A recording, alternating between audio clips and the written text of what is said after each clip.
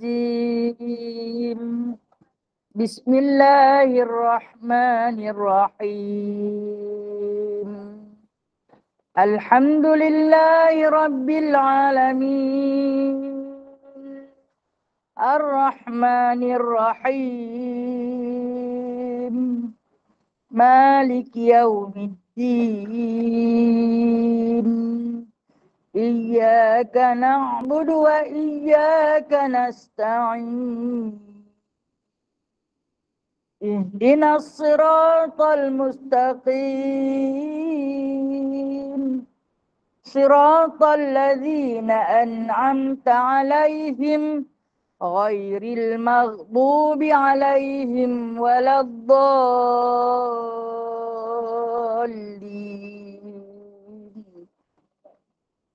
آمين.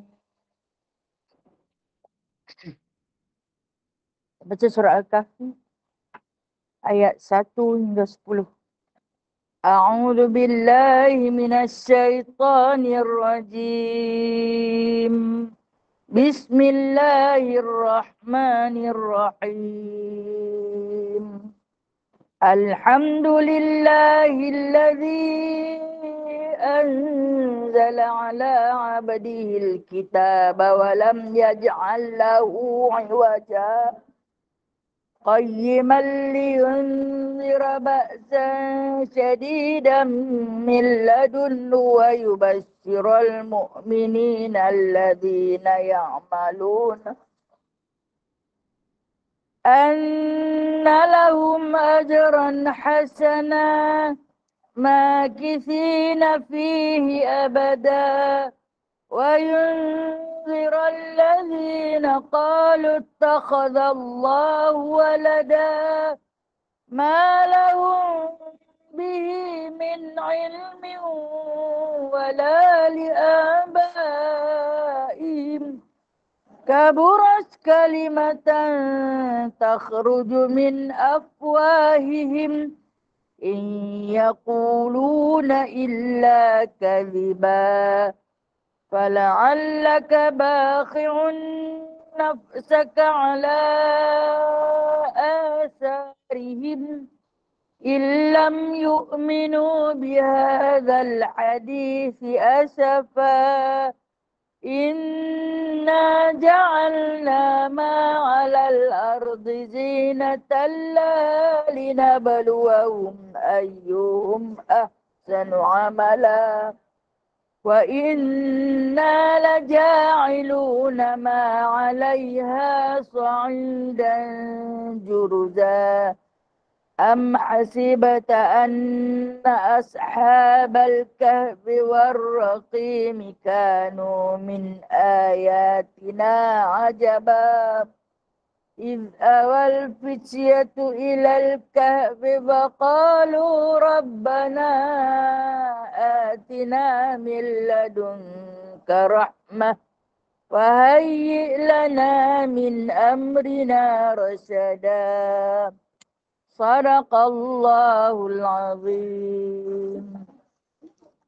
اللهم صل صلاة كاملة وسلم سلاما تاما على سيدنا محمد الذي تنحل به العقد وتنفرج به الكرب وتقضى به الحوائج وتنال به الرغائب وحسن الخواتيم ويستسقى الغمام بوجهه الكريم وعلى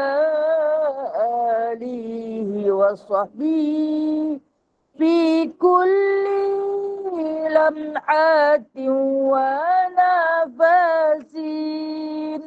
ونفس بعدد كل معلوم لك برحمتك يا أرحم الراحمين. اللهم صل وسلم على نور الأنوار وسر الأسرار وترياق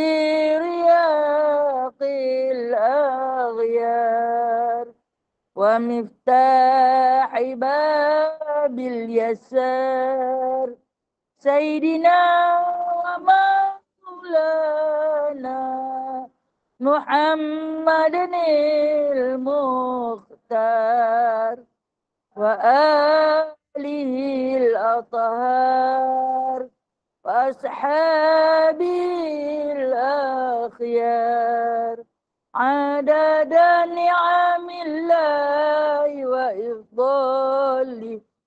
اللهم صل وسلم على سيدنا محمد الفاتح لما أغلق والخاتم. اللهم صل وسلم على سيدنا محمد الفاتح لما أغلق والخاتم لما سبق ناصر الحق بالحق والهادي لما سبق ناصر الحق بالحق والهادي إلى صراطك المستقيم إلى صراطك المستقيم وعلى آله وصحبه حق قدره ومقداره العظيم ومقداره العظيم. اللهم صل على سيدنا. Bismillahirrahmanirrahim. Rabbi syrah li sadri wa yassir li amri wahlul 'uqdatam min lisani yafqahu qawli. Allahumma salli ala sayidina Muhammad wa ala ali sayidina Muhammad. Rabbi yassir wa la tu'assir. Rabbi tamim bi khair ya karim. Subhanaka la ilma lana illa ma 'allamtana innaka antal alimul hakim. Innaka antas sami'ul alim. Innaka antat tawwabur rahim. Amma ba'du fa ya ibadallah. Sahabat-sahabat yang dikasihi lagi di redha ya Allah. Alhamdulillah.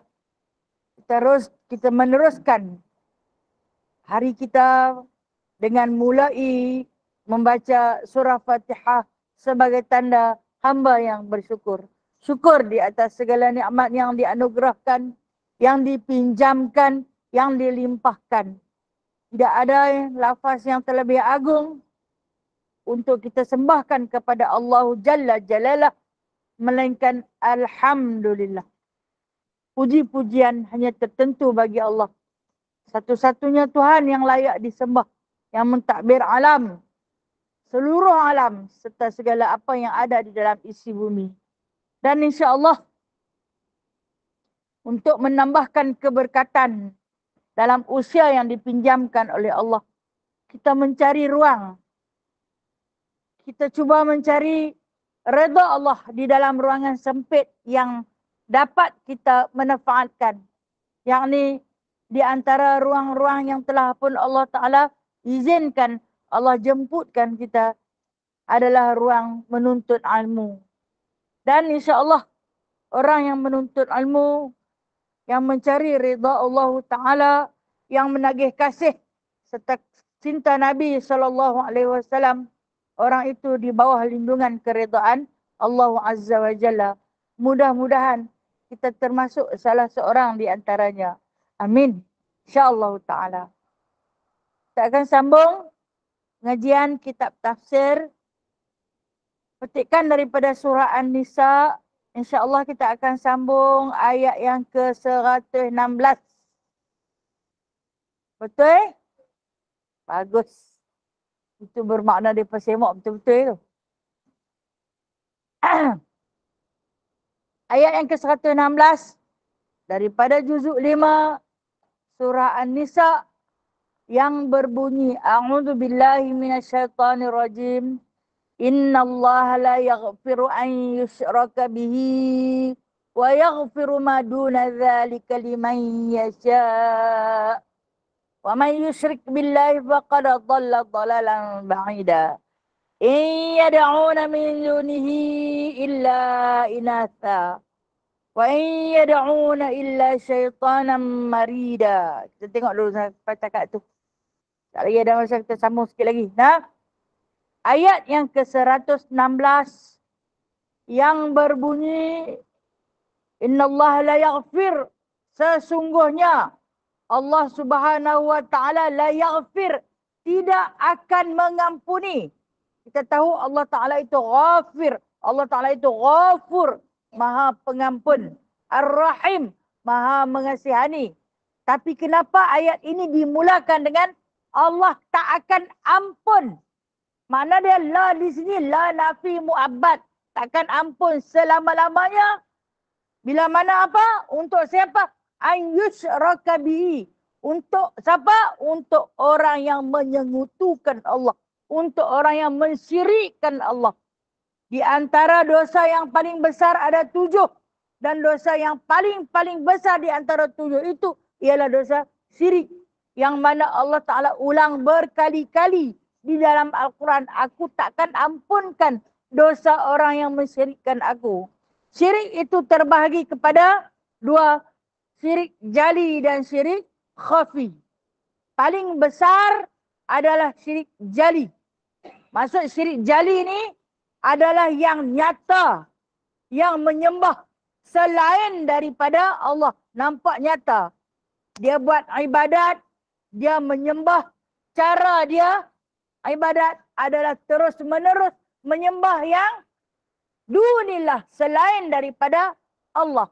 Sementara syirik khafi, dia menyembah Allah tetapi kerana sebab-sebab orang. Dia sembahyang tapi kerana sebab orang. Sebab dia nak tunjuk dekat orang, sebab dia nak pujian daripada orang, itu dinamakan syirik juga. Tapi syirik khafi. Syirik yang tersembunyi. Nampak dia Islam. Dia tak pernah pergi sembah batu, bata, pokok. Dia tak pernah sembah selain daripada Allah. Dia Islam. Tetapi dia buat amal ibadat kerana orang. Bukan kerana Allah. Ini juga dinamakan syirik. Syirik yang tersembunyi. Kalau di depan orang bukan main lagi. Kalau dia bersendirian ataupun dia bersama dengan sahabat-sahabat syirik dia, nampaklah jelas perangai dia macam mana. Ada tak manusia macam ni? Ada. Dan bimbang-bimbanglah. Takut kita kadang-kadang jadi. Sentiasa kena jaga. Aku ni dah buat kerana orang dah. Bukan buat kerana Allah. Cepat-cepat istighfar. Bimbang takut jatuh. Jadi syirik yang dinamakan syirik khafi. Kita bersolat bersunyi-sunyian. Di antara solat yang dia suruh bersunyi-sunyian ialah solat sunat tahajud. Dia suruh sunyi-sunyi. Seorang-seorang kalau boleh, siapa pun jangan tahu. Sekalipun ahli dalam rumah. Maknanya, jangan buka lampu bagi terang-terang sampai semua orang tak boleh lena. Kalau kita nak sembahyang tahajud, seeloknya tu yang dikatakan kita ni duduk dalam bilik kita. Buka lampu bagi malap-malap. Yang nampak kita aja. Di situ kita akan rasa adanya kita dan Tuhan kita. Yakni Allah Azza wa Jalla. Kemudian kalau baca derah-derah sekali lagi, orang mengganggu yang tidur. Sebab tu Rasulullah bila dia nak bangun tahajud, setiap hari dia nak bangun tahajud, dia akan minta izin pada si isteri. Dan dia tak suruh, bangkit sembahyang, bangkit sembahyang. Tak. Dia tak suruh, dia bangkit perlahan-lahan agar tak mengganggu tidur isteri-isteri yang dia tiduri pada malam tu. Itu kehebatan Rasulullah. Tak mahu ada orang tahu dia bersolat tahajud ataupun bersolat di tengah malam yang kita panggil dengan nama qiyamul lail. Berbeza dengan kita rasa seronok bila orang tahu. Bila orang tak tahu, cerita pula dekat orang. Takut bila ada timbulnya perasaan riak dalam diri kita, dia jadi syirik. Syirik itu dinamakan syirik khafi. Syirik yang tersembunyi. Baik. Yang dimaksudkan dalam ayat ni yang Allah Ta'ala takkan ampun dosa apa? Syirik. Dua-dua syirik tu. Khafi dan juga jali. Yang nyata dan yang tersembunyi. Dan kemudian tadi dia kata dia tak ampun. Lepas tu dia habaq pula. Wa yaghfiru ma duna dzalika liman yasha. Dan ia akan ampuninya selain dari itu bagi barang siapa yang dikehendaki. Yang dia mau dia nak ampun. Nah, selain daripada dosa syirik ni, maknanya selain daripada dosa menyekutukan Allah, Allah itu Maha Pengampun. Tapi siapa yang dia mau? Tu dia kata ma yasha ni ikut kehendak Allah. Siapa yang dia nak ampun, dia ampunlah. Dan dia boleh tak ampun dosa seandainya kita berulang-ulang melakukan dosa yang sama. Aku minta ampun, ya Allah, aku tak mau buat dah benda macam ni. Aku takkan curi dah. Barang orang aku takkan ambil dah harta orang lain. Aku takkan umpat keji dah. Untuk aku takkan begini. Tapi dalam masa yang sama kita ulang. Kita ulang. Yang ni yang dia kata aku tak mau kalau macam ni. Kamu melakukan dosa dalam masa yang sama ulang memohon keampunan. Dalam masa yang sama ulang buat lagi. Itu yang dia kata kalau dia nak ampun, dia ampunlah. Kalau dia tak ampun, dia tak ampunlah. Wa man yusyrik billahi faqad dhalla dhalalan ba'ida. Dan barang siapa yang mensekutukan Allah, maka sesungguhnya ia telah berada di satu tempat yang paling sesat. Dhalalan ba'ida. Kesesatan yang amat nyata. Duduk di dunia, cerah, nampak jalan. Rasa macam tak sesat. Tapi sesungguhnya dia berada dalam kesesatan. Baik. Ayat yang ke-116 ini, ulama-ulama tafsir mengatakan Allah Subhanahu Wa Taala tempiah. Faham tak tempiah? Perli sikit. Perli dekat siapa? Perli kepada Su'mah bin Ubairik. Dia buat kelak pula nama tu. Dekat selak tengok belakang. Su'mah bin Ubairik buat apa? Memfitnah seorang Yahudi yang bernama Lekah. Yang bernama apa? Lekah nama apa? Kah sahabat Google Meet kah? Alah. Zaid bin Sa'imin. Saya kata selak-selak lah. Su'mah bin Ubairik fitnah Zaid bin Sa'imin, seorang lelaki Yahudi, curi baju besi. Bukan curi baju besi dia. Curi baju besi seorang sahabat. Nama sahabat tu apa dah? Qatadah bin Nu'man. Pandai Kak Roswah. Selak-selak lah saya kata. Itu sebab tu kita kata kita tulis. Kita dhabit. Ilmu Allah tu saya bagi tahu selalu dalam kuliah saya. Ilmu ni macam binatang buah. Kalau orang tak ikat, dia lari. Ikatlah. Ikat dengan tulis. Kadang tulis. Bila dah tanya jenuh cari tamat, nak duduk. Selak. Alhamdulillah. Kurang-kurang ada juga. Ada juga. Tengok selak. Tu dia aku dah tulis dah. Sebentang karang. Tapi aku tak jumpa. Baik. Ayat yang 116 ini ada tempias kata-kata Allah yang mana Allah Ta'ala tak akan ampun dosa orang yang syirik. Yang ni Allah Ta'ala kata dekat seorang lelaki yang memfitnah seorang Yahudi yang mana dengan sebab Suqbah bin Ubairik ini demi menyelamatkan diri dia. Demi menyelamatkan diri dia, dia yang curi. Dia berlakon jadi baik depan Rasulullah. Dia berlakon dialah yang paling abid di depan Rasulullah sallallahu alaihi wasallam dalam masa yang sama Bila belakang Rasulullah, dia tikam Rasulullah kat belakang. Ini syirik. Dia buat segala kebajikan bukan kerana Allah, tapi kerana nak suruh Rasulullah puji dia bagus. Dengan sebab tu dia hamburkan fitnah. Walhal dia yang curi. Asal dosa mencuri itu taklah sebesar dosa syirik. Tapi dahlah mencuri satu hal. Fitnah satu hal yang lain. Nah, menjadikan syaitan sebagai pimpinan untuk dia. Syaitan tunjuk jalan untuk dia, hang nak selamat diri, hang tuduhlah kawan tu. Tuduh sama? Tuduh Yahudi. Senang. Yahudi ni mereka bukan dah Islam dah. Dan Muhammad pasti akan dengar cakap, sebab hang baik. Hang tak pernah buat sesuatu perkara yang menimbulkan rasa murka pada Muhammad. Jadi bila hang cakap dia nanti percaya. Maka bermulut manislah. Bermulut manislah Suqmah bin Ubairi ini kata kepada Rasulullah, dia nampak sekian. Orang ada di rumah dia. Ada di rumah Yahudi. Yang ketika itu Rasulullah hampir-hampir mempercayai kalau Allah Ta'ala tak suruh Jibril turun main cerita. Hampir-hampir percaya. Hampir-hampir menghukum. Siapa dia? Menghukum lelaki Yahudi yang mana Zaid bin Sa'imin ini adalah di antara Yahudi yang taat. Yahudi yang taat. Dah tak dah dia memang Yahudi. Tak apa dah dia memang Yahudi. Tapi dia taat dalam pemerintahan Islam yang sedang diterajui oleh Nabi SAW. Tapi yang susahnya, yang Suqmah ni, Islam. Nampak macam taat. Tapi sebenarnya penderhaka. Buat kerana Rasulullah. Buat kerana orang. Nak suruh orang puji. Itu dinamakan syirik apa? Syirik khafi. Syirik yang tersembunyi.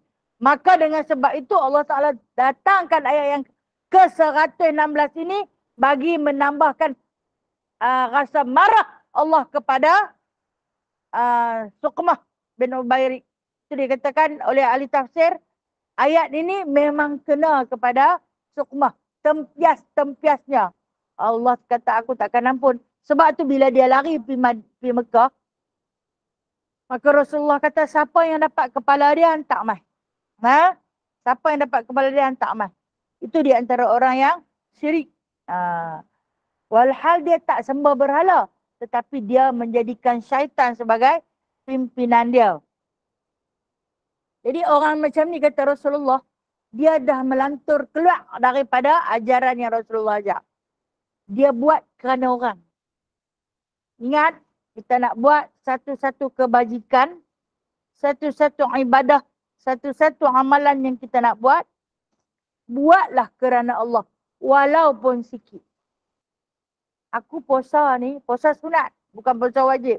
Puasa wajib tak dapat tidak, memang kena buat. Tapi dia puasa sunat. Kawan tu lah je. Dia tu rajin puasa. Aku segan jalan dengan dia, dia rajin puasa. Aku pun terpaksa lah puasa. Sekali dia tanya aku, hang kata nak puasa, hang tak puasa. Aku malu kat dia, aku puasa. Kita buat ibadah tu. Tapi oleh kerana kawan. Kerana orang. Syirik tu, no? Syirik khafi. Biar kita buat benda tu sikit, tapi ikhlas kerana Allah. InsyaAllah. Walaupun sikit. Kita bukan seorang abid, tak rajin. Tapi buat jugalah. Nak cerita dekat orang pun malu, tak banyak mana buat pun. Hang buat tahajud tak? Sahabat bersegan. Buat jugalah kadang-kadang. Kadang rajin bangkit dia buat. Kadang tak lelena. Terjaga tengah malam tak lelena. Rurah, biar rurah, mat. Tak larat nak kerabat dinding dah. Bangkit bila sembahyang. Bebai kat biji mata tak mahu nak pejam.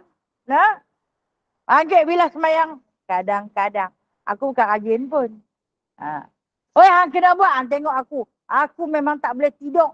Daripada malam sampai ke pagi. Pukul 3 terpacak dah abang. 3 mana ada terpacak. Condong dah 3 tu. Aku bangkit. Memang habis. Hang buatlah hari-hari pun. Bimbang kata Rasulullah. Dia hanya dapat Berjaga malam saja. Sebab dia nak suruh orang puji dia. Dialah yang paling rajin. Itu yang dibimbangi. Inilah yang berlaku kepada Suqmah. Kalau dia dengan Rasulullah, dia abang. Dia duduk dengan Rasulullah, dia nanti mengantuk. Dia kata semalam dia bangun daripada awal. Pukul 1 dia dah bangun. Sampai subuh. Dia mengantuk. Padahal dia memang mengantuk. Lagu kita yang suka lena waktu sembahyang. Tak kata orang lain, kita kata dekat kita. So di rumah, dia dah lena. Bangkit pergi di surau ke masjid ke. Sementara nak tunggu orang nak azan. Tidak pun daripada azan ke iqamat. Pun lena. Lena tersengguk-sengguk. Saat lagi dah sembahyang. Lepas bagi salam. Tunggu wirid pun lena. Habis-habis wirid dengan doa. Angkat tangan doa ni. Punya lena jatuh 3 kali. Sambil berdoa pun lena. Minta apa pun tak tahu. Sampai dia kena pegang tangan dia. Duduk lurus. Angkat. Lurus. Angkat balik. Hang minta apalah dalam lena. Aku amin ya. Apa dia minta, aku minta lah. Itu kita lah. Tak mau kata kat orang lain kan. Saya suka kata kat kita. Kata kepada diri kita sendiri. Kita tahulah perangai kita macam mana. Kadang-kadang sambil berzikir tidur. Jatuh tasbih daripada tangan. Lurus ketui. Ambil pula kira lena. Ada. Tapi itu tak syirik lah. Tak syirik. Kita buat kerana Allah. Kalau lah nak tengok orang dandan tarik buah. Itu jadi lagu lain. Itu jadi lagu lain. Ingat. Allah Ta'ala kata, kalau hang buat kerana orang, bukan kerana aku, syirik. Tapi syirik khafi. Tersembunyi. Memang nampak hampa sembah aku. Tapi hampa buat kerana orang lain. Itulah. Yang mana kata ulama-ulama mufassirin, Allah Subhanahu Wa Ta'ala memang marah orang yang buat amal ibadat dengan sebab orang lain.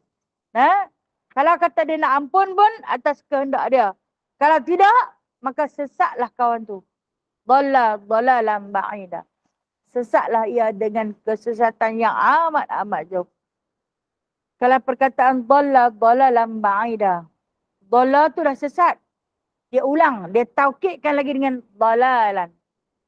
Sesat lagi menyesatkan. Sesat lagi menyesatkan, iaitu sesat yang macam mana? Ba'id, yang sangat-sangat jauh. Susah nak patah balik dah. Jikalau ada sesat jauh ni susah nak patah balik.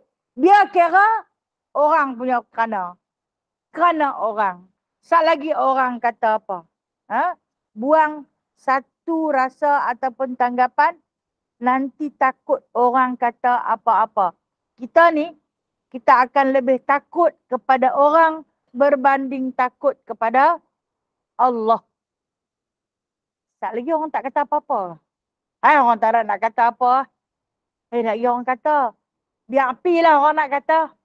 Tak boleh. Aku kalau boleh tak bagi orang kata. Orang akan kata dekat hang. Hang buatlah macam mana pun orang akan kata dekat hang.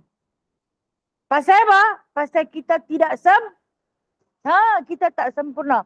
Sesuatu yang tidak sempurna tu pasti orang akan kata.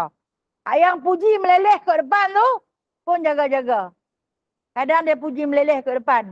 Di belakang kita bukan main. Selagi nama tak sempurna. Dan kita kena fikir, yang sempurna pun orang kata, Rasulullah SAW, Allah Ta'ala letak dia maksum. Terhindar daripada melakukan dosa. Sempurna. Orang kata tak? Orang kata. Allah Azza wa Jalla Maha sempurna. Orang kata tak? Kata. Kata tak kata? Kata tu ada mengut. Sikit mau banyak. Banyak awak tak sikit. Panjang awak tak pendek. Pendek awak tak panjang. Hangat awak tak sejuk. Sejuk awak tak hangat. Hujan awak tak panas. Panas awak tak hujan. Mendung mana matahari. Kata tak? Kata. Allah Maha Sempurna. Sebab sifat manusia seperti kita memang suka cari yang tak ada. Hak ada tuan tak mana. Dia cari yang tak ada. Orang bagi makan. Ada 20 hidangan. Hang makan 20 tu kalau hang larat makan. Dia cari yang tak ada. Kalau ada gelama masam bagi. Dia tu punya atok menu lah letak bagi dia makan. Dia cari yang tak ada. Ni baru kawan dengan kawan tu. Ni baru kawan, baru pasang dengan kawan tu. Sebab memang sifat manusia yang tidak sempurna seperti kita suka mencari yang tak sempurna. Sebab tu Allah kata kena tanam dalam diri kamu rasa bersyukur. Apa yang ada bersyukur. Jangan duk fikir yang tak ada. Hang bersyukur pada apa yang hang miliki. Apa yang kamu ada. Bila kita suka cari benda yang tak ada, sebab tu kita tak ada rasa syukur. Alhamdulillah, aku boleh juga celek mata lagi hari ni. Walaupun kabur-kabur tak berapa terang. Celek lagi. Ada orang tak boleh celek dah. Ada orang boleh celek tapi gelap. Tak nampak terus. Aku nampak juga samar-samar. Itu kata bersyukur di atas segala apa yang ada. Nescaya kita takkan sesat jauh.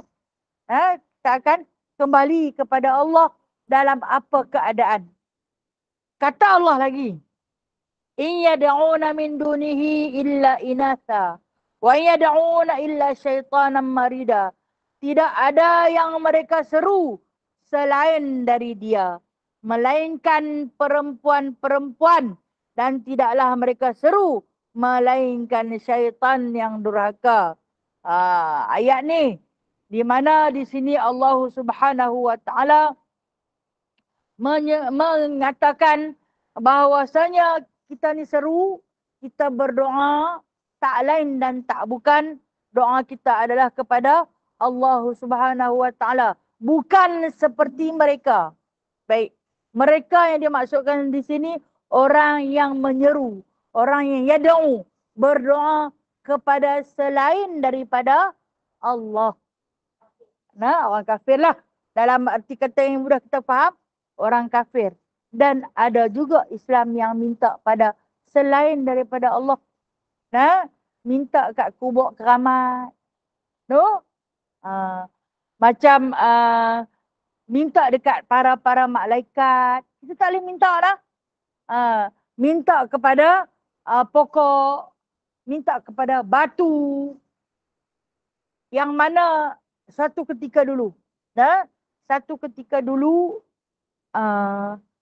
Yang ni dia cerita tentang dongengan Jawa. Dan masih lagi diamalkan. Jawa Hindu. Hindu ni dia agama dia hak yang Hindu India macam lain. Hindu Jawa macam lain lah. Hindu Jawa dia lain. Hindu Jawa ni lagi bahaya. Sebab kita tak berapa nak cam dia. Dia cakap Indonesia no, dia pakai pakaian, kadang dia bubuh tudung juga lah. Dia pakai pakaian tradisional Indonesia kan. Pakai baju kebaya, kain batik panjang. Yang lelaki pakai dengan songkok dia. Kita ingat serban ke apa. Rupanya dia belit dengan kain tu. Jadi yang ni lagi bahaya lah. Yang mana pensyirik daripada sana dulu. Mereka ada satu pesta. Okey, kita pernah buat dulu di tanah Melayu. Pesta menuai. Puja semangat padi. Syirik tu. Memuja semangat padi. Menganggap bahawasanya ada satu malaikat yang tukang jaga. Malaikat yang tukang jaga padi jangan bagi dimakan ulat, dimakan tikus ataupun makhluk-makhluk perosak yang lain. Dan semangat padi itu boleh mendatangkan kekenyangan bila makan. Ni, lepas nanti buatlah satu pesta disebut pesta menuai. Lepas pujalah. Adalah pujaan, panggil lah pawang-pawang. Mailah bawa, dia diikatlah padi yang dah masak, satu-satu ikat yang lalu dibuat pemujaan. Panggil apa? Panggil satu penjaga yang tukang jaga tanam-tanaman. Walhal, benda ni semua daripada Allah Azza wa Jalla. Maka Islam datang, Islam hadir, basmi perbuatan yang sedemikian. Dan pada anggapan musyrikin, pada anggapan musyrikin zaman Rasulullah dulu, Tuhan-Tuhan mereka semuanya inasa. Disebut dalam ayat 117. Apa dia? Perempuan. Perempuan maksud inas. Ialah perempuan-perempuan dia kata. Nah? Di antara Tuhan mereka yang paling masyhur, Lata. Perempuan juga. Lata Magiska. Uzza. Nah? Kemudian Manat. Lata, Uzza, Manat. Tiga-tiga ni betina. Perempuan. Kenapa? Sebab nak melahirkan anak yang ramai. Itu pada pegangan puak-puak musyrik. Maka Lata, Uzza dan juga Manat ini melahirkan anak-anak di kalangan semua anak-anak tu jadi malaikat. Lantas anak-anak itu disusun. Jadi berekor-ekor lah, berlambak-lambak. Susunlah di atas Baitullah. Sampai hari ni ada lagi tau. Tapi tak abang lah kata jantan betina. Tapi kita tengok Tuhan mereka semua duduk atas bumbung. Betul tak? Bodi luar duduk atas bumbung kan? Ini di antara syirik. Ni syirik khafi ke jali? Yang ni jali. No? Yang ni memang nampak terang. Nampak nyata. Kesyirikan. Yang ni yang mana Rasulullah sebut sendiri dalam hati dia yang berduka. Nah, jangan sembah malaikat. Mereka kata malaikat tu perempuan semua.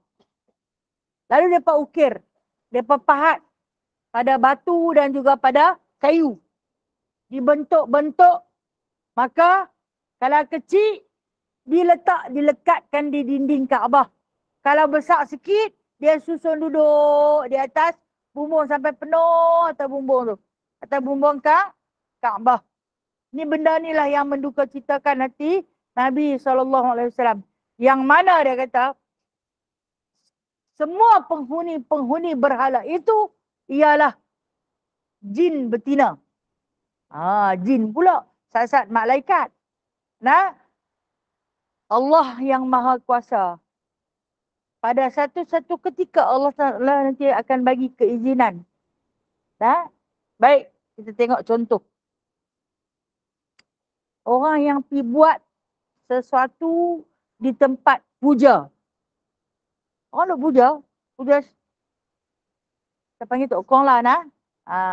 Ada yang marah kan dalam ni? Kalau ada yang marah, okay, kita panggil Tok Kong. Tempat tu tempat puja. Nah, puja ni setan lah. Syaitan ni marij. Nah, apabila dia menjadi tempat pujaan, maka Allah Ta'ala akan izinkan syaitan itu untuk menghasut. Itu yang dia lupa diri tu. Kan ketika lupa diri, yang boleh dia cucuk satu badan dia. Tak rasa apa. Tak berdarah. Kita tengok macam sakit sangat kan. Dia boleh bawa kawadi yang punya besar. Dia boleh heret satu kereta ni. Kereta berhias. Dengan cucuk di kulit tu. Tarik tu nampak cekang. Bukan sikit punya cucuk. Dah lah cucuk di belakang penuh. Cucuk lidah. Cucuk pipi. Cucuk ni tembus-menembus. Nah. Tak ada rasa. Siapa bagi keizinan? Allah. Allah bagi keizinan. Syaitan minta izin pada Allah. Waktu mana dia nak dihalau keluar daripada surga. Ketika dia engkar daripada sujud kepada Nabi Adam AS. Allah dah halau dia keluar. Dia dah kata aku minta izin. Aku nak menyesatkan. Nah, kalam dia ada dalam Al-Quran. Nah. Aku minta izin. Allah bagi keizinan. Kalau boleh yang buat. Kalau boleh yang buat. Ambil buat. Nah. Dan tempat-tempat yang menjadi puja tempat pujaan lah. Nah, maka Allah Ta'ala bagi keizinan. Yang ada orang kata, dia ni kena dekat situ. Nah, balik main terketak-ketak, lupa diri, sakit dengan lama. Dia kena di situ. Diletakkan pujaan-pujaan, lantas syaitan menjelma pada pujaan yang disebut. Okey, satu lagi. Syirik juga. Orang yang menggunakan kecantikan dengan menanam susuk. No? Ada lagi ke zaman lah ni orang pakai susuk? Ada, no? Kita ingat tak ada. Susuk ni mungkin zaman dulu. Lah ni orang pakai pembedahan. Orang pakai pembedahan plastik. Tak. Dia pakai juga. Hak susuk dengan pembedahan plastik tu dua beradik lah. No? Dua beradik cuma mak lain. Atas nama yang hampir sama. Cuma susuk tu dia adalah mentera dia. Jampi dia. Yang dia masuk nak tanam tu. Nah, pada bahagian. Tapi dia merubah sesuatu bentuk ciptaan yang Allah Ta'ala bagi. Dia nak ubah. Nah, ini juga adalah urusan syaitan. Allah bagi keizinan tak? Bagi. Rupa dia memang berubah. Okay? Cantik. Siapa tengok pun berkenan. Kemudian kita tengok lagi. Di antara syirik. Yang orang nak buat nasi tangas. Allah bagi tak izin? Bagi. Nah, yang ni dia kata ujian atas iman. Allah tu maha kuasa. Sepatutnya dia tak salah bagi. Pasal apa dia bagi? Sebab dia dah bagi izin dekat syaitan. Hang boleh sesat.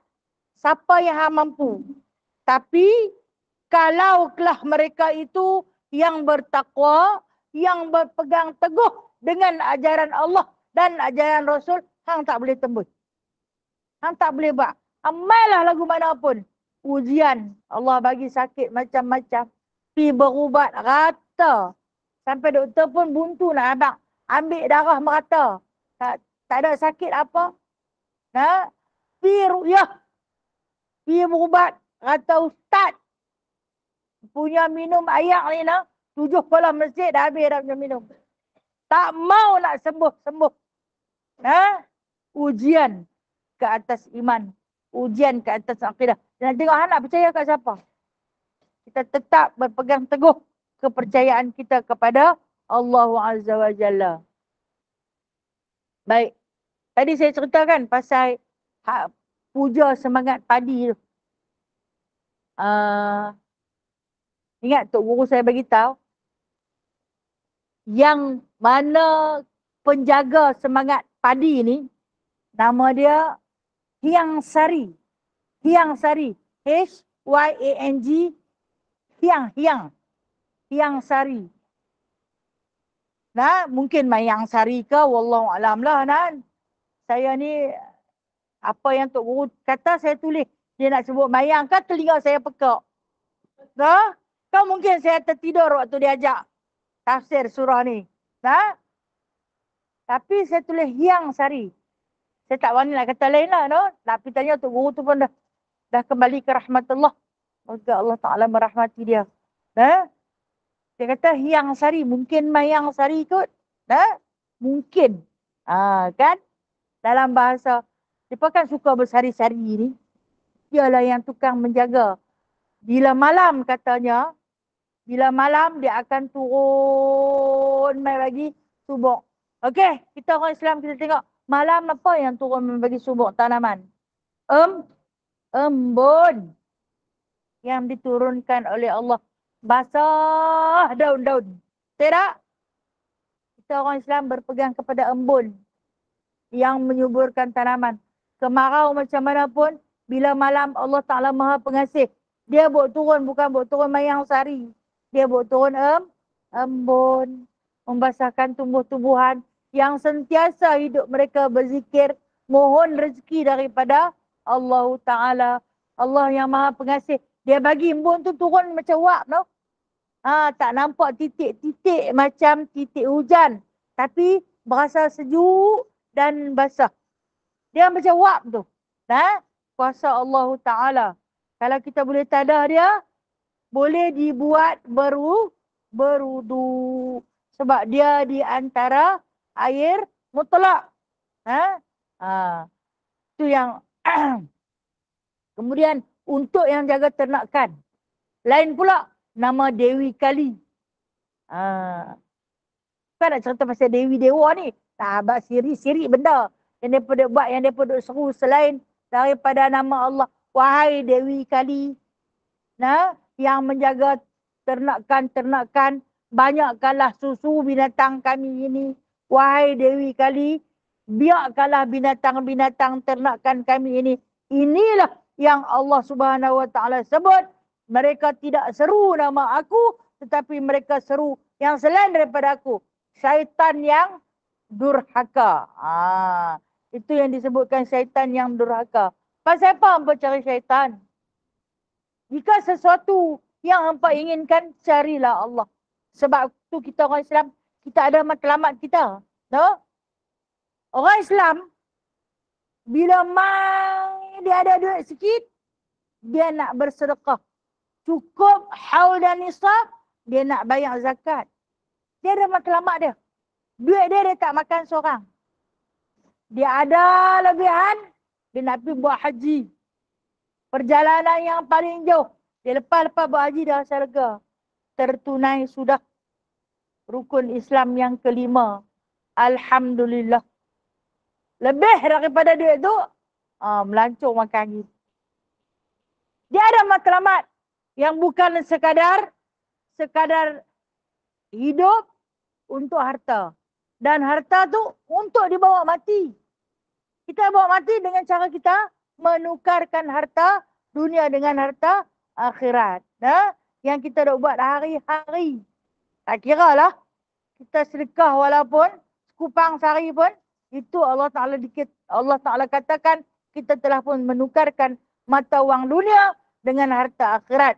Yang bakal kita perolehi di sana nanti. Ini dikatakan Allah Ta'ala amat marah kepada puak-puak yang menyembah selain daripada Allah dan menganggap Tuhan mereka itu inasa perempuan. Punya sungguh lah. Kalau kita tengok, cuba tengok betul-betul. Banyak perempuan dia ukir bentuk. Rambut panjang-panjang. No? Dan seterusnya. Ayat yang ke-118. Betul? La'anahullah. Kata Allah. Allah telah mengutuknya. Kutuk siapa? Kutuk orang yang buat kerja syirik. Wa qala la attakhidanna min ibadika nasiban mafruḍa. Sesungguhnya akan aku, yakni syaitan, tarik dari hamba-hamba engkau itu satu bahagian yang tertentu. Ni kata Allah yang disebutkan tadi yang kita baca, yang mana Allah Ta'ala bagi izin. Ketika mana Allah Ta'ala melaknat syaitan, Allah Ta'ala halau dia daripada duduk di dalam surga. Hang tak layak duduk di sini. Hang kena keluar daripada nikmat aku ni. Kalau kita kata hampir mahambus keluar lah. Hang tak boleh duduk di sini. Syaitan berkata, waqala. Syaitan kata, la atakhiranna min ibadik. Sesungguhnya akan aku tarik, akan aku ambil di kalangan hamba-hamba engkau. Nasiban mafruḍa, satu bahagian yang tertentu. Ini permohonan syaitan kepada Allah. Tak apa, kalau aku keluar, melaknati aku. Itu kita sebut syaitan laknatullah tu. Hang laknat aku, tapi aku minta, aku nak ambil satu bahagian di kalangan hamba yang boleh aku dapat. Itu yang kita tengok manusia bertopengkan syaitan. Berapa ramai manusia bertopengkan syaitan. Yang tu yang dia boleh ambil. Yang perbuatan dia, tindakan dia seperti syaitan. Seorang anak sanggup bunuh mak dia. Seorang ibu sanggup bunuh anak dia. Payah ni. Payah kita kata. Dalam kepayahan itu, itulah tempat yang diduduki oleh syaitan. Melakukan sesuatu yang di luar batasan. Dah bunuh orang. Kan macam baru ni punya kes. Pukul isteri. Tengah mengandung. Kandungan tu bukannya cukup bulan lagi pun. Sampai tak sedar diri. Pukul. Waktu ni, Itu yang syaitan kata, aku akan ambil pada bahagian yang boleh aku ambil. Syaitan akan menguasai kita waktu kita tengah marah. Kita tengah marah, sebab dia hebat. Kemarahan itu daripada syaitan. Rasulullah kata, ambil uduk. Siapa nak pergi ambil uduk kalau tengah duk marah?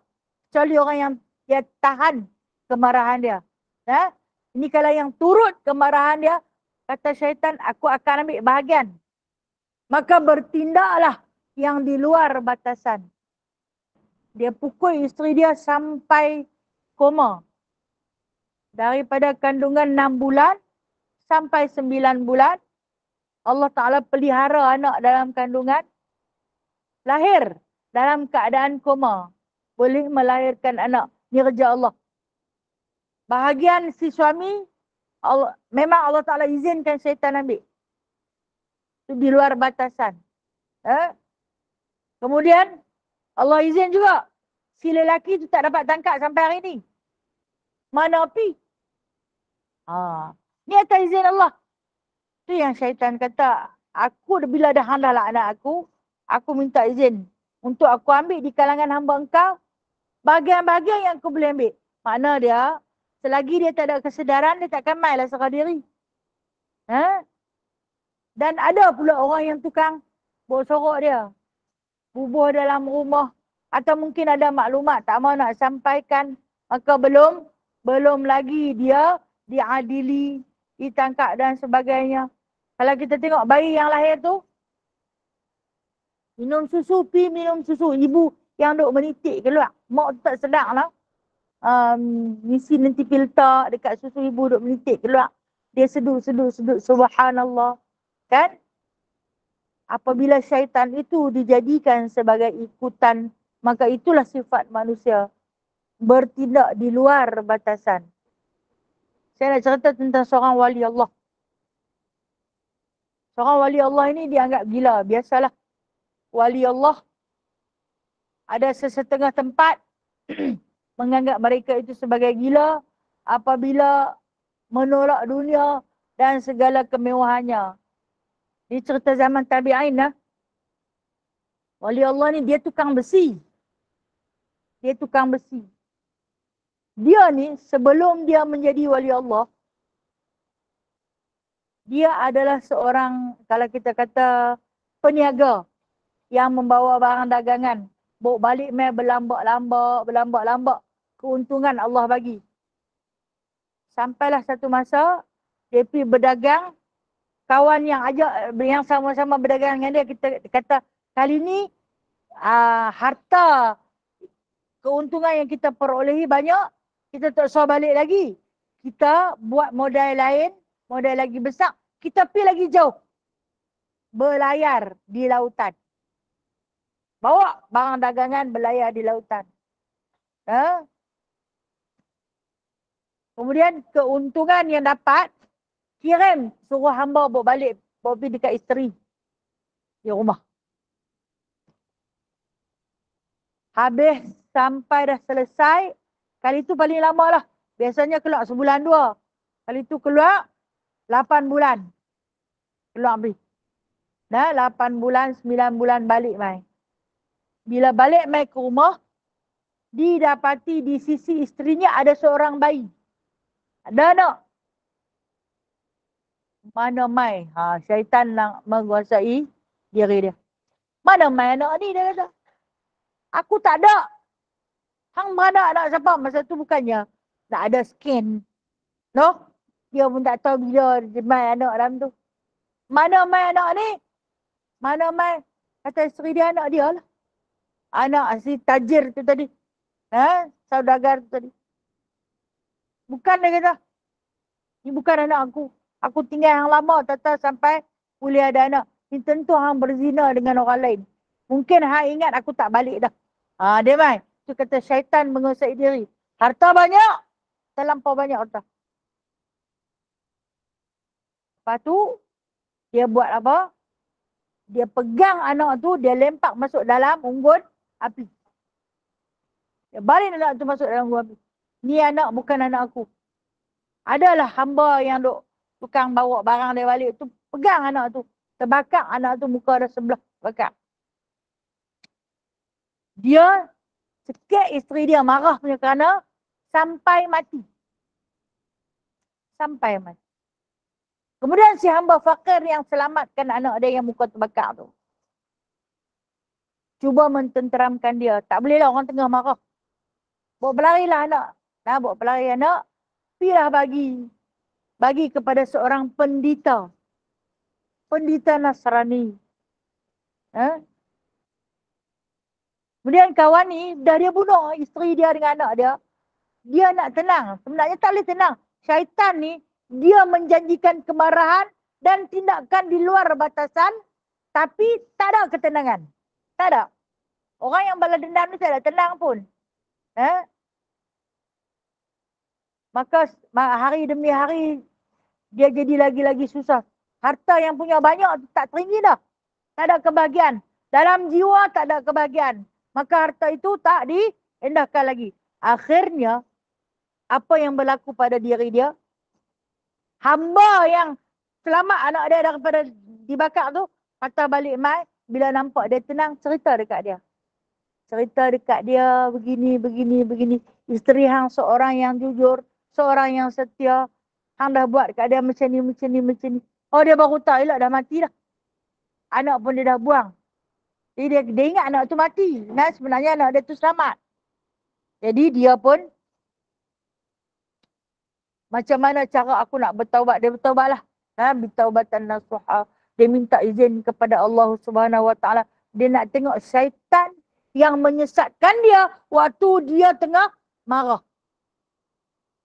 Kita panggil qarin. Nafsu amarah. Dan dia ni taubat yang sungguh-sungguh, beribadah yang sungguh-sungguh kerana Allah. Allah Ta'ala bagi dia nampak qarin dia. Bagi dia nampak nafsu jahat dia. Dia kata kalau dia dapat tangkap nafsu ni, dia nak penjarakan. Dia dapat. Berekok pun. Ada ekor. Ada tanduk. Dia tangkap, dia penjara di dalam penjara besi. Macam sangkak burung tu, tapi dia bubuh duri-duri besi yang tajam. Dia letak dalam tu. Hari-hari dia akan panaskan besi, dia cucuk. Dia cucuk syaitan tu. Tak apalah nampak. Cuba kalau kita nampak. Nak buat geng ke? Kita pun nak bunuh lagu tu juga kan. Tapi syaitan ni Allah Ta'ala bagi keizinan. Dia tak mati. Tahun tu seksa dia macam-macam buat. Dia ni dia buang lah. Dia pergi duduk di dalam gua. Dalam satu gua dia duduk. Dia jadi tukang besi. Dia hukum diri dia sendiri. Dia bakar besi untuk nak buat pedang ataupun pisau, lembing dan sebagainya. Untuk orang-orang petani-petani dalam satu karya dia tu akan mai beli besi tu dekat dia. Biasanya dia akan bagi saja. Dia tak mau. Dia orang kaya. Tapi dia dah buang dunia, orang semua kata dia gila. Dia buat siap, dia akan lempak pergi bagi kepada petani. Gunalah. Dia dah marah dekat diri dia sendiri. Satu hari, anak dia tu umur 7 tahun. Anak yang dia bakar tu. Dia tak tahu kata anak dia.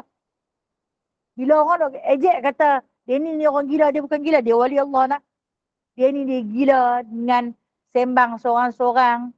Saat lagi menjerit. Rupanya dia duduk sembang dengan dia punya syaitan, qarin dia tu. Jadi, yang si anak ni, muka dah tak elok. Kawan-kawan tak mahu kawan. Dia duduk dengan pendeta Nasrani. Pendeta Nasrani tu seksa hari-hari. Dalam penyiksaan tu, yang mana menyebabkan anak tu dipinggirkan. Anak ni suka berjalan seorang-seorang dalam hutan sampai jumpa lah gua si bapa ni. Satu hari dia masuk dalam gua tu, dia selinap masuk. Bila dia dengar ada bunyi tangisan dalam gua tu, dia mengendap dalam satu lubang, dia nampak duduk dalam sangkak besi seorang kanak-kanak lelaki yang sebaya dengan dia. Tengah duduk menangis. Lepas tu dia jenguk terus, dia kata, siapa hang? Dia kata, kesiannya dekat engkau. Dia kata, Dia kata kat budak lelaki yang duduk dalam sangkap besi tu. Dia kata tolonglah aku. Dia kata aku ni anak seorang sekian. Anak seorang petani. Ditangkap oleh tukang besi yang jahat ni. Tukang besi ni tangkap aku. Dia seksa. Dia tunjuklah. Tengoklah badan aku tembus. Dia cucuk di sini. Dia cucuk di sini. Tolonglah selamatkan aku. Lepas tu kata budak ni aku tak berani. Tukang besi ni dia akan bunuh orang. Aku tak berani. Tolong Sat, dia kata kunci sangkak besi ni ada di pinggang dia. Biasanya tukang besi ni dia balik daripada cari bahan-bahan, dia akan tertidur dan tidur dia tak sedar diri. Waktu tu hang ambil kunci. Kata pada anak tu. Dan anak tu tunggu betul dia balik. Dia balik mai, habis selesai dia makan minum dia akan tidur. Tidur dia tu memang tak sedar diri. Kau ni pun ambil. Ambil kunci. Pergilah buka. Itu yang kata tipu daya syaitan ni lah. Dia boleh buat sampai orang kesian kat dia. Tapi dia paling jahat. Bila buka, terlepaslah dia. Lepas tu yang si anak ni lari menyorok lah. Nak ajak budak lelaki yang dia tolong tadi. Dia kesian macam campak budak lelaki. Lari keluar. Rupanya bila lepas keluar, dia merupa balik. Dia seekor syaitan yang berwarna merah. Berekor dan bertanduk. Dia ambil satu lembing yang tajam. Dia nak pergi tikam si wali Allah ni. Yang berjaya memenjarakan nafsu sendiri. Dan Allah Subhanahu Wa Taala bagi dia jaga. Bagi si wali Allah ni jaga. Bila dia terjaga, dia nampak. Dia memang tahu yang tu qarin dia. Nah, bila dia pegang, dia cucuk. Cucuk pun tak boleh, dia itu dah terlepas. Nah, itu dah terlepas. Pegang anak dia. Kata, inilah anak hang. Inilah anak hang yang hang bakar satu ketika dulu. Dan hari ini, kalau engkau mengaku bahawasanya aku ini sebagai utusan dan pengikut engkau, nescaya aku akan selamat budak ni, muka dia nanti cantik. Hama dah ikut aku. Dia kata dekat wali Allah ni. Kalau hama ikut aku, hang kena mengaku aku sebagai Tuhan hang, anak hang dapat balik. Itu hang tak bunuh dia sebenarnya. Diselamat oleh sekian-sekian. Jadi kawan ni mula-mula rasa tertarik. Aku dah isteri aku bunuh. Anak aku rupanya dibiarkan hidup. Tapi dengan syarat, aku akan bagi anak hang ni muka cantik balik. Dosa hang akan diampunkan. Memang Allah Ta'ala dah ampunkan dosa hang. Sebab membunuh isteri sampai sebab. Dan hari ni, aku akan bagi balik anak ni dekat hang. Hang boleh hidup, anak ni boleh hidup, muka dia boleh cantik balik. Tapi dengan satu syarat. Hang kena ikut aku. Sembah aku. Ujian atas akidah. Ujian atas akidah. Dia buat apa? Bila mana kawan ni pun dah tengok anak dia. Mungkin aku boleh bina hidup yang baru dengan anak ni. Dia menyesal atas perbuatan dia. Tak apalah, aku terima syarat tu. Terima syarat. Mengatakan syaitan itu sebagai Tuhan dia. Ngaku sak dia tu. Dapat balik anak rupa cantik. Dia boleh hidup seperti orang lain. Dan ketika dia mengaku Tuhan itu sebagai, syaitan itu sebagai Tuhan dia, saat itu juga syaitan serta-merta bunuh anak dia depan mata dia. Bunuh dan bunuh dia. Dia mati waktu tu. Ketika mana mengucap perkataan syirik kepada Allah Azza wa Jalla. Inilah maksud ayat yang 118. Memang Allah Ta'ala dah laknat dia. Sebarang jenis janji manis daripada syaitan, jangan kita mudah ikut. Sebab tu bila kita sakit lah, lama dah, ada seorang hamba Allah atau mungkin kawan kita, jomlah kita pergi berubat. Pergi berubat kat siapa? Tu kat Bomo tu, dia tu bagus gini-gini. Tak mau benda tu syirik. Aku tak mau. Habis hang sakit dah lama, orang semua duk pergi berubat. Baik. Aku tak mau benda tu syirik. Ujian atas akidah. Kita ni duk sabar lah lama. Ramai dah orang pakat pergi berubat. Kat dia tu bagus. Dia tu buat begini. Tak mau. Sebab dia syirik. Aku takkan ikut sama sekali. Habis hang kena tanggung lah sakit hang seumur hidup. Hidup tak lama. mati selama-lamanya. Jadi kita diuji adalah kerana Allah Ta'ala nak angkat darjat yang dekat di sisinya. Setiap kali kita diuji, maka sekali itulah kita akan semakin dekat di sisi Allah Azza wa Jalla. Syaitan hanya menjanjikan janji manis. Lepas pada itu, dia tinggal kita. Itu keadaan cerita yang boleh kita ambil pakai daripada wali Allah ni. Dia dah dapat kesedaran hanya kerana terpesona dengan tawaran dunia. Saja dia kata, saja. Walhal bila mati selama-lamanya. Wallahu a'lamu bisawab. Selesai ayat yang ke-118. InsyaAllah ada rezeki kita akan sambung ayat yang ke-119. Wallahu a'lamu bisawab. Ada soalan nak tanya? Apa dia? Ulit mayang. Ulit mayang pun macam tu lah. Sebab tu ulit mayang dia Terengganu kan. Dia diharamkan yang dia perlu buat pujaan pantai. Ulit mayang tu dia pun puja pantai. Nak panggil semangat pantai. Dia gunakan itulah mayang Pinang tu kuda kepang. Betul? Di antara tarian yang menjadi pujaan syaitan. Dia pun puja dewa-dewa. Dewa ni syaitan lah itu di antara benda-benda syirik. Kita tukang tengok pun jadi syirik. Baik, ada seorang sahabat Google Meet. Ada nak tanya? Assalamualaikum Ustazah. Assalamualaikum warahmatullahi wabarakatuh. Macam tiang seri Ustazah kan, kadang-kadang dia pergi balut dengan kain kuning apa tu semua. Yang tu ada benda ke Ustazah? Okey, baik. Terima kasih. Ustazah, lagi satu Ustazah, kalau macam kita kena histeria tu, yang tu syaitan ke korin ke Ustazah? Okey, baik. Masih Terima kasih Ustazah. Tanya seorang sahabat kita berkenaan dengan tiang seri. Rumah lama ada tiang seri kan? Dalam ni punya rumah tak ada tiang seri, saya ingat. Kan dia panti bubuhkan kuning, balutkan kain kuning. Dia tu, waktu ketika mana manusia syirik, ketika dulu dia buat pujaan lah.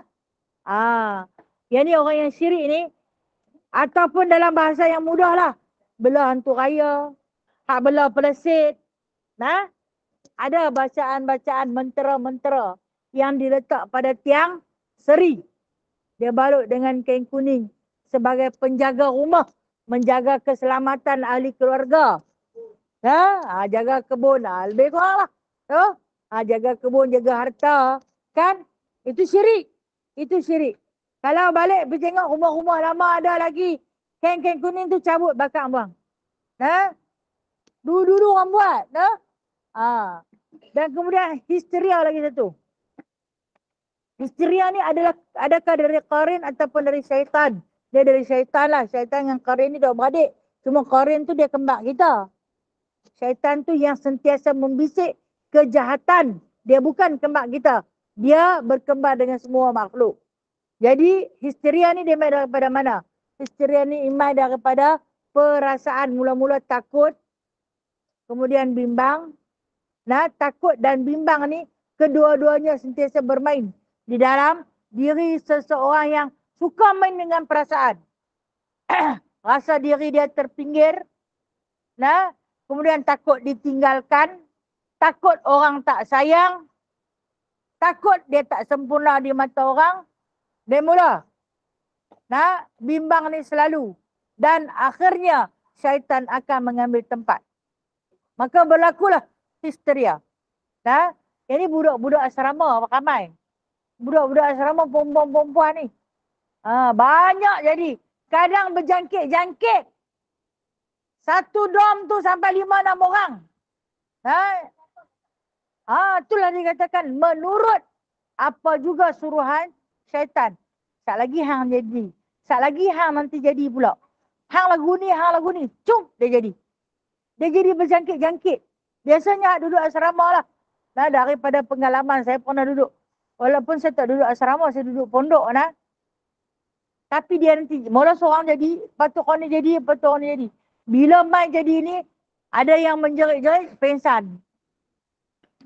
Depan pondok kami tu ada asrama perempuan 2 tingkat. Dia akan terjun dari tingkat atas tu. Nanti tak sedap diri dia akan terjun daripada tingkat atas. terjun mai ke bawah. Tak luka.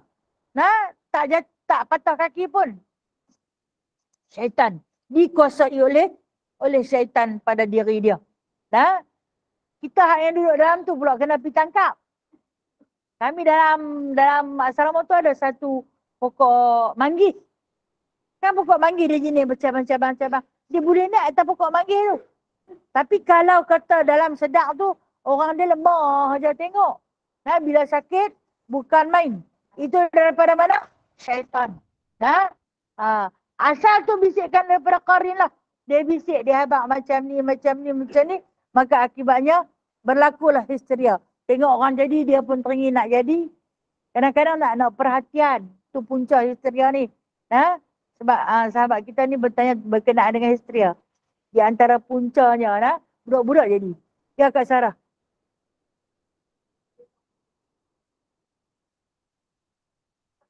Okey. Okey, baik. Orang ada saka. Saka ni keturunan, betul? Saka ni dia asal daripada yang macam kita sembang tadilah. Yang membelah di awal tu, dia ada perjanjian, nak suruh jaga harta dia, nak suruh jaga ternakan, kebun ladang dia dan sebagainya. Dan kemudian bila tuan tu mati, dia ni ambil pusaka kepada anak. Anak tu mau tak mau, dia pegang siap-siap dah. Ini kalau kata saya bukan pakar dalam bab ni, tanya hak yang pakar, dia kata dia akan ambil anak tu seusia 5 tahun di kalangan anak pemilik tu. Kemudian dia akan cari yang paling baik. Dia akan ambil, budak tu tak mau pun, dia dah pegang dah. Kemudian anak budak tu pula, kadang dia nanti ambil dalam satu keluarga sampai 2-3 beradik. Kemudian dia ambil turun-temurun. Yang sampai hari ni dia ada ni. Itu dipanggil saka. Maksud dia mempusakai syaitan yang telah membuat perjanjian awal dengan tok nenek moyang. Itu maksud dia saka. Ataupun dalam bahasa yang paling mudah kita faham, hantu raya tu saka lah. Yang tu susah tu. Kena pergi cari orang yang pandai. Kena cari. Dan di antaranya kita boleh bertahan jika kita beramal dengan zikir-zikir, dengan zikrullah. Kita boleh bertahan. Tapi nak buang dia terus agak susah. Kena cari orang yang arif dalam bidang tu, insya-Allah taala. Ya. Assalamualaikum Ustazah. Apa dia, saka tu tak mati ke? Saka tu dia tak mati ke? Tu yang kata jin tu saka lah. Dia kadang hidup sampai beratus tahun. Dia susah mampus. Dia susah mampus. Okey, Ji, saya dengar suara Ji. Okey, Assalamualaikum Ustazah. Assalamualaikum warahmatullahi. Ji nak tanya pasal puasa pemutihan. Bukan puasa putih tu tahu, ni puasa pemutihan. Sebab baru ni ada seorang ustazah ni kan, dia ada buat grup tasawuf lah, dia duk ajak tasawuf kan. Tapi yang Ji duk dengar lah ceramah-ceramah dalam kata YouTube dalam ni kan.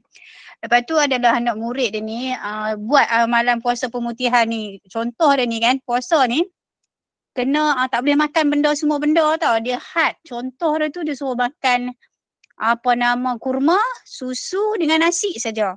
Alasannya dia kata sebab makanan yang lain ni macam kita tak tahu buat macam mana. Jadi nak bersih hati tu dia suruh makan makanan tertentu dalam masa 40 berapa hari kalau dia tak ingat. Dia dengar-dengar macam tu tak ingat. Kononnya dia kata atas dasar nak cuci hati kita tu sebab kita makan benda macam-macam, katanya hati kita tu dah tak berapa nak cantik macam tu lah. Apa pendapat ustazah ada bab puasa-puasa yang macam tu? Sebab Ji memang tak ada ilmu langsung kan. Nak tanya ustazah lah. Macam tu. Okey, baiklah. InsyaAllah dah tanya seorang sahabat kita berkenaan dengan puasa pemutihan. Puasa pemutihan ni bukan puasa putih. Puasa pemutihan nafsu. Yang ni ahli tasawuf. Saya bukan arif untuk komen benda ni, tapi saya berkongsi sikit daripada sedikit ilmu yang ada berkenaan dengan puasa pemutihan, iaitu pengambilan makanan. Di antara makanan, yang ni kalau kata Tok Guru saya ada seorang Tok Guru suluk. Tapi saya tak ikut secara 100%. Sebab kami ada guru fiqh dan usuluddin. Guru fiqh dan usuluddin tak berapa bagi ambil suluk. Dia kata hampa tak faham, tak kira hampa sesat. Nah, suluk. S-U-L-U-K. Suluk, nah. Hampa tak faham, takut hampa sesat. Ilmu tu ilmu tariqat, ilmu terbaik. Jalan untuk mendekatkan diri dengan Allah. Di antara jalan untuk mendekatkan diri dengan Allah, kita kena bersihkan diri kita. Rohani dan juga jasmani. Cara membersihkan rohani dan juga jasmani, roh kita diberi makan dengan zikir. Dia bagilah zikir macam satu-satu zikir. Zikir la ilaha illallah. Sehari kena bawa 10,000. Tak dapat tidak wajib. Sehari 10,000. Untuk jasmani, iaitu pemakanan yang kita duk makan. Tinggalkan makanan yang berdarah. Yang dia boleh bagi makan, buah seperti ubi kentang, kacang dal, nasi. Waktu tu. Sayur boleh. Tinggalkan makanan berdarah. Sebab bila kita makan makanan yang berdarah, ianya dibimbangi ada syubhat dalam dia dan dibimbangi cara penyembelihan dia dan basuhan dia untuk membersihkan jasmani. Nah, itu yang dikatakan suluk. Jadi, macam Ji tanya ni, ada pemutihan. Hari pemutihan, puasa pemutihan. Mungkin, mungkinlah yang Ji tanya saya ni, maksud guru tasawuf itu sedemikian. Saya tak berani nak komen lebih-lebih. Sesungguhnya saya tak tahu. Wallahu alam. Sejauh mana amalan yang mereka buat. Saya tak berani nak kata apa. Kalau benarlah macam mereka adalah ahli tariqat yang nak mendekatkan diri dengan Allah, memang macam tu. Mereka akan jaga makan. Minum susu, kurma dan nasi semata-mata demi memutihkan jiwa, nafsu dan zahiriah serta batiniah daripada perkara-perkara syubhat. Wallahu alam. Saya tak berani nak jawab lebih-lebih. Saya cuma boleh berkongsi saja. Cuma tok guru saya kata hampa jangan ambil lagi pasal hampa peringkat awal. Saya takut hampa sesat. Itu je. Macam kita kata, kita tak faham, kita kata mana ada hari pemutihan. Kita tak faham kan? Bila kita tak faham, kita bimbang. Macam yang orang duk cerita pasal Gunung Jerai. Kan? Gunung Jerai yang orang duk pergi buat syirik. Mereka bukan buat syirik tu. Dia ada satu tok guru suluk di atas tu. Yang mereka duk panggil Telaga Pak Syekh. Telaga Pak Syekh tu. Dia tok guru suluk tu. Bila orang tak faham, orang kata dia sesat. Sebenarnya dia tak sesat pun. Nah, orang sebelum naik pergi ke tempat pengajian dia tu kena mandi dulu. Mandi tu mandi taubat dan sebagainya. Sebenarnya orang tak faham. Bila tak faham, kita takut kita bagi pendapat yang salah. Nah, benda ni kena faham dan tahu. Jadi maaf Ji, saya tak boleh bagi komen lebih-lebih. Mungkin ada benarnya dan tak tahu jika ada salahnya. Wallahualam. Terima kasih Tuan Azhar. Ya, sama-sama. Selama ni yang ditengok ceramah yang dia duk buat tu sama lah macam kita, hukum-hukum apa semua ni kan. Cuma bab puasa pemutihan yang Ji tak pernah dengar tanya Ustazah ni. Terima kasih Ustazah. InsyaAllah mudah-mudahan benar. InsyaAllah baik dah. Okey baik. Waalaikumsalam warahmatullahi. Baik, soalan lain? Ya.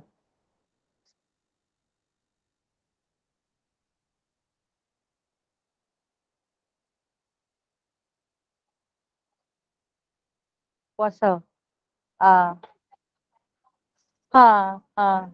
Nah, mereka macam puasa orang yang bukan Islam, mereka tak makan benda berdarah kan? Nah, sebab mereka nak putihkan rohani. Nah. Hak yang nak cuci tu mereka kena puasa sebulan. Kan? Kalau hak yang tak tahulah no, saya kata itulah kepercayaan mereka nah. Mereka puasa tak boleh makan benda-benda berdarah. Sebab apa? Sebab nak bagi bersih.